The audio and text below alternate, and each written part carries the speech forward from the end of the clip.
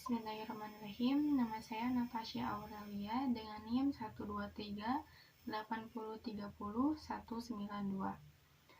Pada video kali ini sedikitnya saya mau menjelaskan materi yang ada di mind mapping saya dengan judul Konsep Dasar Ilmu Administrasi Publik. Yang pertama kita mulai dari definisi lokus dan fokus administrasi publik atau ilmu administrasi. Nah, menurut Nicholas Henry, lokus bisa diartikan sebagai tempat untuk menggambarkan ilmu tersebut atau ilmu berada. Nah, lokus dari administrasi publik adalah kepentingan publik atau public interest dan juga urusan publik atau public affair gitu. Sedangkan fokus adalah pembahasan inti dari ilmu administrasi. Fokus dari ilmu administrasi adalah teori dari organisasi dan ilmu manajemen.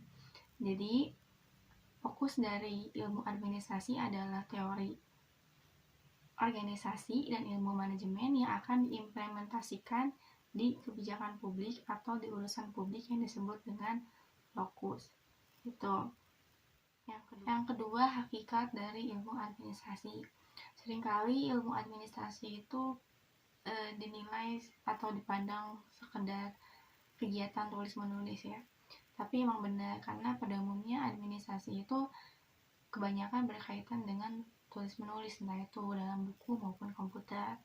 Tapi pada hakikatnya ilmu administrasi adalah ilmu atau seni yang bertujuan untuk mengatur urusan publik gitu ya, dan melaksanakan segala hal yang berkaitan dengan urusan publik. Jadi namanya juga mengatur ya, bukan cuma sekadar tulis-menulis doang, tapi lebih jauh atau lebih luas daripada itu gitu. Lanjut, yaitu ciri-ciri ilmu administrasi. Yang pertama yaitu adanya sekelompok orang. Jadi namanya juga mengatur urusan publik ya, yang banyak gitu ya manusianya.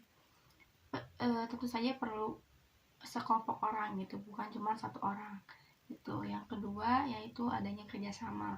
Itu tadi namanya juga berkelompok ya, harus kerjasama gitu ya. Yang ketiga adanya tujuan. Yang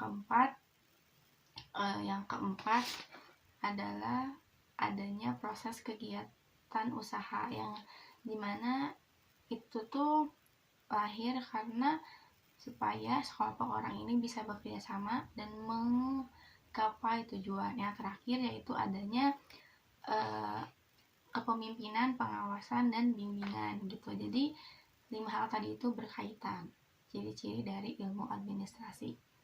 Oke, berikutnya hukum administrasi negara atau Tools of Administration. Yang pertama, apa sih pengertian dari hukum administrasi negara? Yaitu seperangkat hukum mengenai administrasi dalam suatu negara yang diharapkan dengan adanya itu tuh hubungan antara warga dengan pemerintahan itu bisa berjalan dengan baik dan aman. Itu. Lalu, apa sih sumber hukum administrasi negara? Nah, pada umumnya itu bisa dibedakan menjadi 2, yaitu yang pertama sumber hukum material. Apa itu? Yaitu sumber hukum yang dapat menentukan kaidah hukum itu sendiri. Yang dari mana? Itu tuh dihasilkan dari peristiwa-peristiwa yang terbentuk dari pergaulan masyarakat gitu. Jadi masyarakat yang bergaul itu menghasilkan suatu peristiwa, yang peristiwa itu menjadi sumber hukum material gitu. Apa aja sih faktor yang mempengaruhi sumber hukum material? Ada 5, yaitu yang pertama faktor filosofis, yang kedua faktor historis, yang ketiga faktor sosiologis, yang keempat faktor ekonomi, yang kelima yaitu faktor agama. Jadi ada 5 faktor yang mempengaruhi sumber hukum material. Berikutnya yang kedua yaitu sumber hukum informal. Yang kedua ada sumber hukum informal. Apa itu? Yaitu sumber hukum yang telah dibentuk. Jadi sumber hukum informal itu adalah sumber hukum material yang udah dibentuk gitu.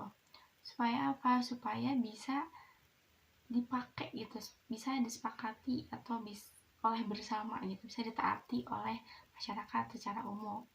Nah, apa aja sih? Yaitu yang pertama ada undang-undang, yang kedua ada praktek administrasi, yang ketiga doktrin, yang keempat jurisprudensi, yang kelima yaitu ada traktat. Ini adalah hukum administrasi negara dalam arti luas, yaitu memiliki 4 bidang. Yang pertama yaitu hukum pemerintahan, yang kedua hukum peradilan, yang ketiga hukum kepolisian, dan keempat adalah hukum perundang-undangan. Mungkin cukup sekian materi yang bisa saya sampaikan dari bab 2, yaitu dengan judul konsep dasar ilmu administrasi. Cukup sekian. Terima kasih. Wassalamualaikum warahmatullahi wabarakatuh.